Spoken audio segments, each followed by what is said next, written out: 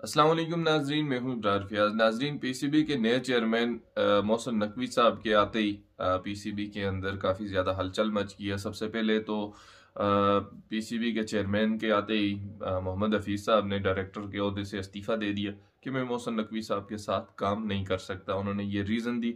मोहम्मद हफीज़ जो कि काफ़ी अरसे से उनको भी क्रिटिसाइज़ किया जा रहा था, ऑस्ट्रेलिया की सीरीज़ में वो चीफ डायरेक्टर भी रहे टीम के, और जहाँ से जाकर वहाँ पे वो स्टार्ट में तो बड़े बड़े बयानात देते रहे। बाद में जब टीम की कारकर्दगी सिफर आई तो सारे सवालात फिर उनके ऊपर उठे, लेकिन वो फिर भी रुके रहे। बड़े जो प्लेयर्स थे उन्होंने कहा कि आप जितनी भी मैनेजमेंट की टीम है इसको टाइम दें, एक सीरीज से कुछ भी नहीं होता है। लेकिन वो खुद ही भाग गए। अब जैसे ही मोहसिन नकवी साहब ने चेयरमैन के ओहदे चेयरमैनशिप संभाली, वो ओहदे पे आए, तो मोहम्मद हफीज साहब ने सबसे पहले आते ही इस्तीफा दे दिया। उसके बाद जो दूसरी न्यूज़ आई कि कल हारिस रऊफ का जो सेंट्रल कॉन्ट्रैक्ट था उसको ख़त्म कर दिया गया पीसीबी की तरफ से।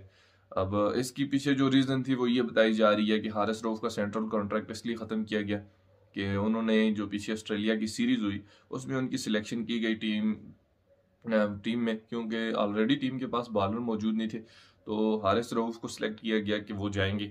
तो हारिस रऊफ ने वहां से जाने से इनकार कर दिया और उन्होंने कहा कि मुझे अपनी फिटनेस को बहाल रखना है, बरकरार रखना है, तो मैं टेस्ट क्रिकेट नहीं खेल सकता। तो उन्होंने क्रिकेट खेलने से इनकार कर दिया। तो उस टाइम पीरियड में तो जका अशरफ थे, तो उन्होंने उसको कुछ भी नहीं कहा। लेकिन बहरहाल फिर जैसे ही मोहसिन नकवी साहब ने अब ओहदा संभाला तो उन्होंने आते ही इन सब के ऊपर एक्शन लेना शुरू कर दिया। ये जितने भी प्रोसेस हुए, क्योंकि वो सेंट्रल मिनिस्टर भी थे पंजाब के, अब वहाँ पे तो इलेक्शन हो गई, अब नई गवर्नमेंट आएगी, तो इनकी जो सीट्स थी इन्होंने कहा कि मुझे अपने लिए कोई जगह मुख्तस कर लेनी चाहिए, कि पहले इसे अपना किबला दुरुस्त कर लेना चाहिए। तो इन्होंने अपने लिए और कोई जगह ना मिली क्रिकेट बोर्ड के अंदर आकर घुस के। अब सियासत की वजह से बहुत जल्द आईसीसी पाकिस्तान को बैन कर देगा, पाकिस्तान के ऊपर पाबंदियां लग सकती हैं, जैसे श्रीलंका के ऊपर लगी कि जितने भी सियासी इनरोलमेंट थी वो सारी क्रिकेट बोर्ड के अंदर थी, जिसकी वजह से मनफी असरात पड़ रहे थे।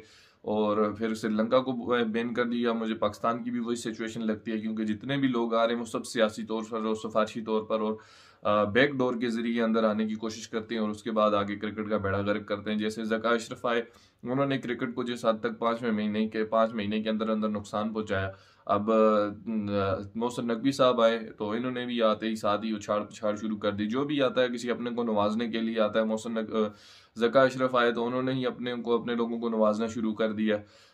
फिर उसके बाद अब मोहसिन नकवी साहब आए तो उन्होंने भी बड़े एक्शन लेने शुरू कर दिए। मोहम्मद हफीज पहले भागे, हारिस रऊफ के ऊपर बैन लग गया 6 माह तक कि वो किसी किस्म की कोई सीरीज नहीं खेल सकते। मोहम्मद हफीज जो कि क्रिकेट चीफ डायरेक्टर थे, उन्होंने उससे इस्तीफा दे दिया। मोहसिन नकवी साहब जिस रास्ते से आए वो कौन सा मेरिट के ऊपर उतर के आए हुए हैं कि वो इस तरीके से आते ही किसी के ऊपर किसी को इस तरह डायरेक्टली तौर पर वो उनके ऊपर एक्शन ले रहे हैं। लेकिन इन सब चीज़ों को यहाँ पे इग्नोर किया जाता है। यहाँ पाकिस्तान है, यहाँ सब कुछ चलता है, यहाँ पे कोई इस चीज़ को नहीं देखता है, इस चीज़ को कोई मद्देनजर नहीं रखता। लेकिन हारिस रऊफ के ऊपर 6 माह तक पाबंदी भी लग गई है। सेंट्रल कॉन्ट्रैक्ट से भी उनको फारिग कर दिया गया। सेंट्रल कॉन्ट्रैक्ट वो होता है कि जिसमें आपको यकीन होता है कि भाई साहब आप टीम के अंदर इन है। अब दो यस और नो की पोजीशन में होते हैं। कोई भी सीरीज आती है, कोई भी मैचेस आते हैं, तो उसमें आपके ऊपर सवालिया निशान होते हैं कि टीम आपको ले रही है या नहीं ले रही। सेंट्रल कॉन्ट्रैक्ट आपको होता है तो फिर आप 100% टीम के अंदर शामिल होते हैं। तो वो भी खत्म कर दिया हारिस रऊफ के ऊपर से। हारिस रऊफ की अपनी गलती भी है। हारिस रऊफ ने एक और बयान में दिया कि मेरे ऊपर इतना प्रेशर डाला गया, मुझे इतना क्रिटिसाइज किया गया कि मैं तो एक टाइम सोच रहा था कि ये सारी हार की वजह ही सर मैं हूँ, तो मुझे चाहिए कि मैं इस्तीफा दे दूँ।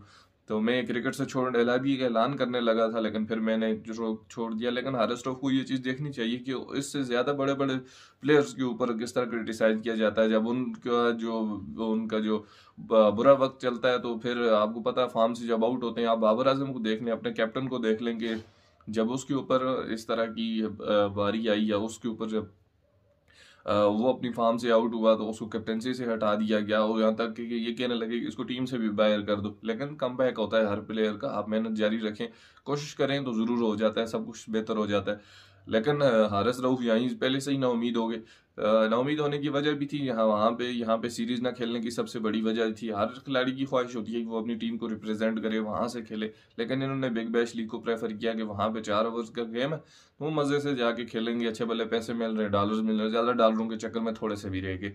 अब आगे पीएसएल भी है, पीएसएल की वजह से वक्ती तो उनका निजाम अच्छा चल जाएगा, लेकिन आगे उनके लिए परेशानियां बढ़ती जाएंगी। अगर मोहसिन नकवी साहब इसी तरह किसी और के ऊपर एक्शन ले लिए तो फिर आप समझें कि इन सब का किबला दुरुस्त हो जाएगा।